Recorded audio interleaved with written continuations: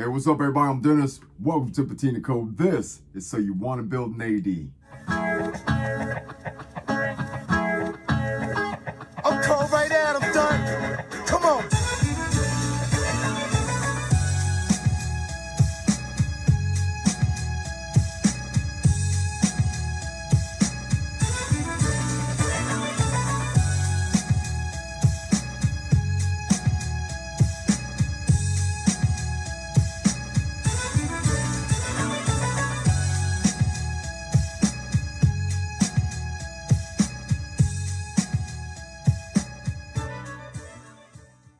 Hello, once again, everybody. I'm Dennis, and thank you for tuning in for this edition of So You Want to Build an AD, powered by LS Fabrication.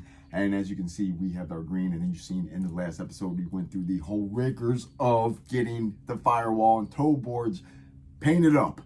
We got the spot putty down, we did our sanding, boom, we got our coat of paint on here, and it's looking pretty dope. I like it. So it matches the inside of the cab of the truck. We also need to do the inside of the hood. We'll get to that when it's, probably a little bit closer time to get ready to install the hood and all that stuff, but we'll get that done. So all the stuff for the interior, it's going to match. We still have to do the inner fender wells for the front here, and we got to get those painted, and we're going to do a couple of different things with those.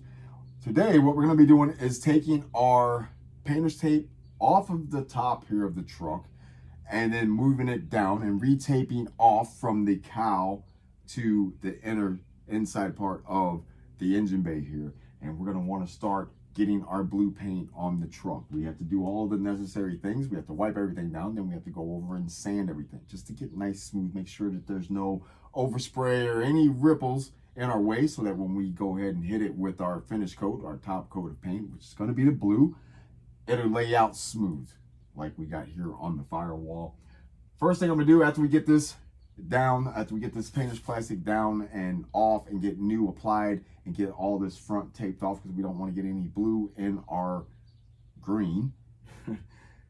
We're going to go through and do the jam areas first. We're going to hit all the door jam areas with our blue. We'll do that, and then we're going to do below the belt line all the way around the back side of the cab, and then we'll worry about getting the cowl and the roof done. We're going to do something pretty cool with the roof of the truck here on the exterior, and we got to figure that out. You guys are going to be along for the ride, so let's get started on doing what we need to do today, which is getting the door jams painted up.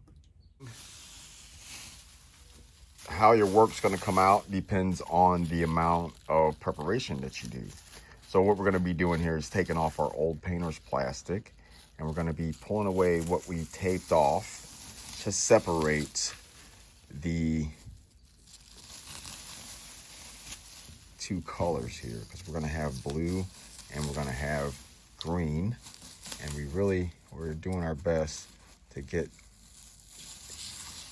all this taped off to make sure that we wouldn't have any issues. But what we have to do now is we're going to be taping off from here to there. So now we need to tape off all the green so that we can shoot blue. And the reason for that is because we want blue, we want the outside color of the truck to be here on this lip, because if the hood doesn't line exactly up, you wouldn't want this green being an outline showing all the way around the truck. So we're going to get to that. I need to finish removing all the painter's plastic and the painter's tape. We'll get this taped off, and then we'll start talking about shooting some blue. We're going to go ahead and start with doing the jams. We're going to do all the door jabs and all in here where the window seals and all that stuff go. We're going to hit that first with our main color. Then we're going to come across here. We're going to make sure we get down in there good with our color. And then we'll go over the whole rest of the truck. We have the cowlings to do, and then we have the back side of the truck, and then up on the roof of the truck. We're going to do something different with the roof, something special with the roof. So we got a little figuring out what to do up there. But once we get to that stage, we'll just get to it. But everything that we've done so far has came out nicely. Our firewalls and toe boards are fully painted. We still have the painter's tape on here because we're leaving these indentions, these bead rolled sections, we're leaving them as bare metal like we did on the kick panels on the inside of the truck. I can't wait to get all this painted so we can rip all of our tape off, start getting our seals in and all the cool stuff. First, we got to do all the leg work and hard work, which is cleaning everything up, getting it ready for paint. At this stage in our progression, what we want to do is make damn sure that all of our ends are taped off, you know, dividing the colors. We don't want to have a mishap, and then once we pull back the curtain, we see we've got paint in on the other color. You know, that wouldn't be cool. I mean, it's easy to touch up, but why go through doing all that extra stuff when if you make sure you got everything in check now, you won't have to deal with that later. And you want to make sure you still got good coverage with your painter's plastic and everything, and everything is tight and secure. That way when you go to spraying this jab here, we don't end up getting paint inside on the interior part that's the greenish color like that. Like I said, it'd be easy to touch up, but then you have to do a little bit of sanding and make sure you don't, you know, overspray again and then end up transferring green to the blue. It's just a hassle you don't want. So just make sure, go through, take your time. You made it this far. It's like, take the extra few minutes just to make sure all your stuff's tight, you know? That's the big thing. Don't get in a rush. So let's get our can of paint and get these jabs painted up.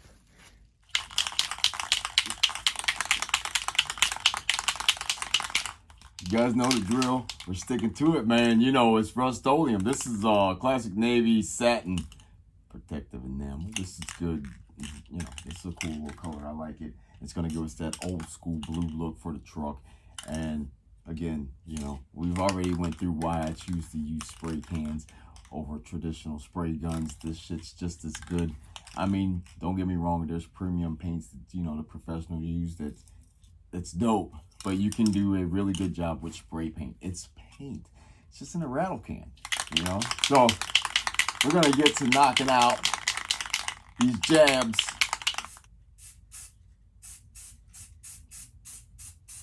Like everything else, man, first you just do some light misting coats.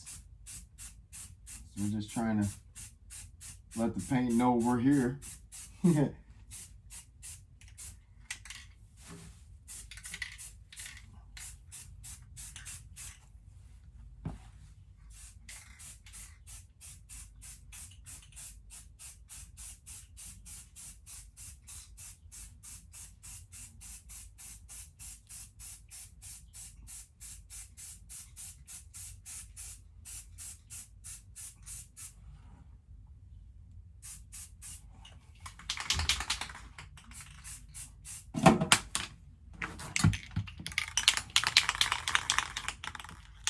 Gonna let that chill for a second and kind of, you know, just get on the primer and soak in there just a little bit, let it do its thing, let it flash.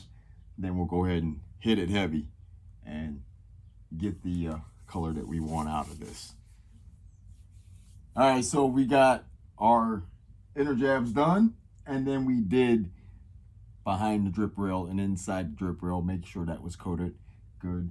Because when we go to spraying to do the final spray, we can just go and paint everything and not have to worry about getting in there and creating a heavy overspray issue or a run because we were trying to get down in there. Now's the time to do it before we do the finishing paint job on the truck, because anything that's a mishap, we can sand back and then blend it in as we begin putting in the final coat of our top coat of paint. I'm gonna get it out of here, let this dry, and then we'll go and do the other side of the truck. Mic check, 1 2 1 2.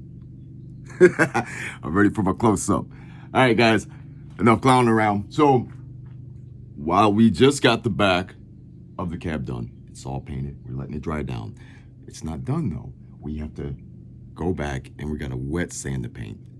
So we're gonna cut it. It's not time to cut and buff yet. I like to sand it with the 400 grit and then issue another coat of paint over it just to make sure everything's laid down smooth, nice and smooth, just as we did with all the panels. A lot of it, I was cut away from the camera and I was just doing it because, yeah, it takes tremendous amount of time to do, and you didn't need to see me doing all this sanding, but you just know you sand in between the coats of paint, sand in between the coats of primer. And we also have our bucket over here with our 400 wet sandpaper. So we're gonna be wet sanding the whole back side of the cab, gonna wet sand the roof of the truck. Even though we haven't been up there to paint yet, I did sand once on the primer, but now I'm gonna wet sand it to make it smooth, because up there we're gonna be doing, I'm gonna lay out a lace paint job, and I wanna make it a little better of a design than what I did on Rat Rod Zero, the bare metal truck. So that's gonna take a little bit of preparation, but right now what I'm doing in between my cigar break, coffee break, because we just put in a lot of work back there, man. We're gonna tape off up here and get our painter's plastic down here on the front, because we need to get in here. As I mentioned, we did all the jabs and all the window openings before we painted the backside of the cab. We need to do this one. This wasn't completely dried yet. It's been dried now for over 24 hours, so it's fine. It's not completely hardened yet, but it's hardened enough for me to put the painter's tape on here. And when I peel it off, I won't be peeling off my paint. So we need to get this taped off so that we can paint up here in the vent cowl. And after we get that done, while that's drying down, we'll be back there on the back wet sanding that, and then I'll wet sand the cowls and the upper cowl and up here on this nose of the truck to get ready to put the blue paint on it. And then we'll have to do the same process over again, cut the blue, and then hit it with another coat. So let's get to it. So the key to using the wet sandpaper is to smooth everything out. As I mentioned, there was a few spots where some just dust from being, trapping across the floor picked up and got in there. You also have the overspray dust that landed on the truck, and we went over top of it, so it gave it a bit of a rough texture. So to alleviate that, you would wet sand, and then that gets everything flat into a nice smooth texture, so that when you apply the next coat of paint, everything will lay flat. You want to try to get just the best even flow across your surface that you can. And we did all the little cracks and crevices, so what that did was created, the overspray effect, and it would be up here, so then when we sprayed more, it would just make it like a rough texture. For those of you who have been painting before, you know what I'm talking about. And that's what we're doing. We are alleviating any of the imperfections. Now, don't get it twisted. There's gonna be imperfections still in this. We are not in a controlled booth. We're doing this in a garage, a home garage. We're not set up with everything that you need to do to put down a professional paint job.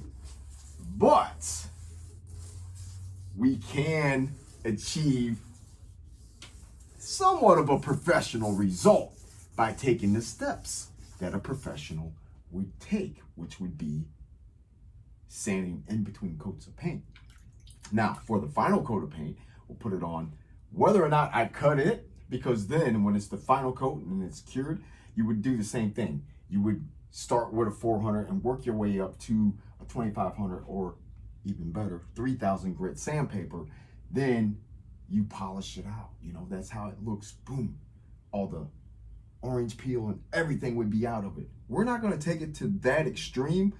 I will sand on the last coat. We'll cut the last coat, and then we will go ahead and cut. That's the cutting. Then we'll buff it out. But I'm not trying to get that super duper boom, see yourself in the mirror type glow off this truck. It's a shop truck, but it still needs to look cool. Needs to look semi-straight. You know what I mean? Nah, hell with semi-straight. It needs to look straight. But, we're going to say this is going to be a 2-footer. Get 2 foot away from it. Looks perfect. Get up on it. You might see something. You know what I mean? But that's better than a 10-footer. So we're going to keep on with this. We're going to get one more section here that because you can feel this as you're running the sandpaper over.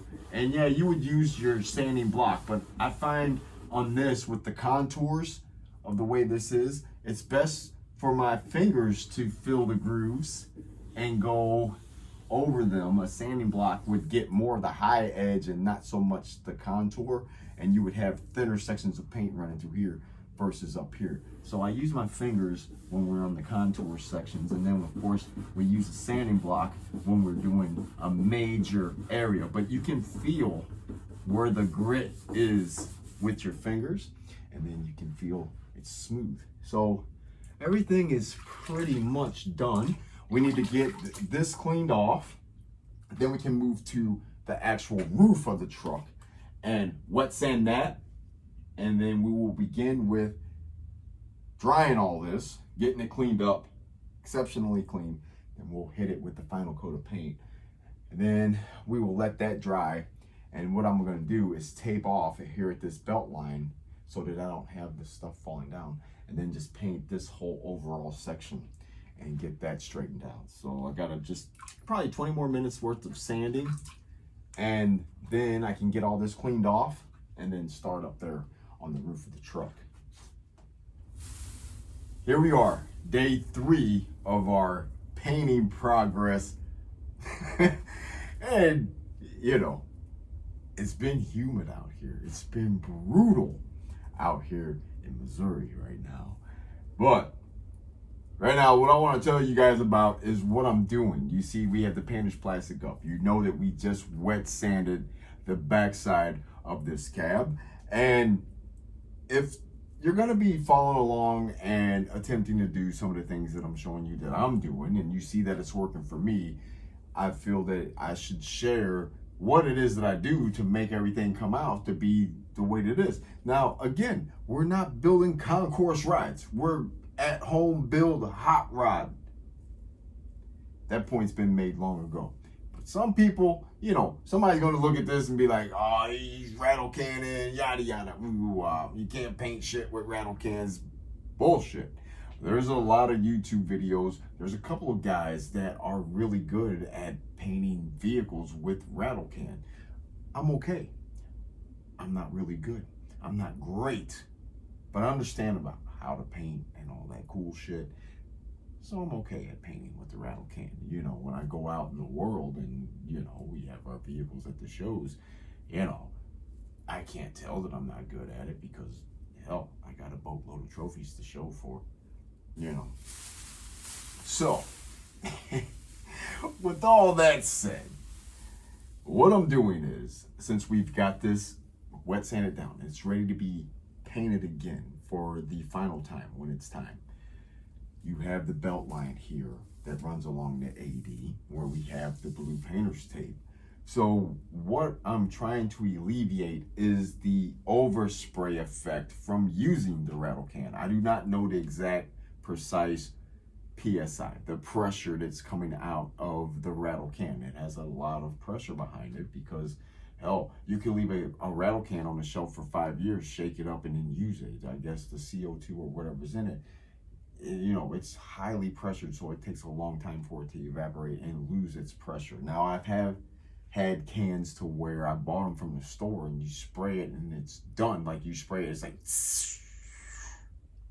done. You're like, what the hell? You know? I mean, but 1 out of 1,000, you know, that's pretty good quality control in my book. So what it is, when you're spraying with the rattle can, the tip, you have no real adjustment on the way that the paint sprays out. One of the keys to spraying with the rattle can is to keep the nozzle cleaned out and to keep your finger away from the nozzle. You know, you don't want paint coming out and hitting the top of your finger as you're spraying, because that'll create a messed up pattern, and it'll also create drips, you know, drip marks on the truck, like splatters. There we go. It'd be like splatters. I've done that. So I'm telling you about it. I've done it. So you want to make sure you have your hand in the, you know, right position and all that cool stuff. But one thing that you can't do is take away the pressure from the nozzle coming out. And the pattern is pretty predetermined with a rattle can.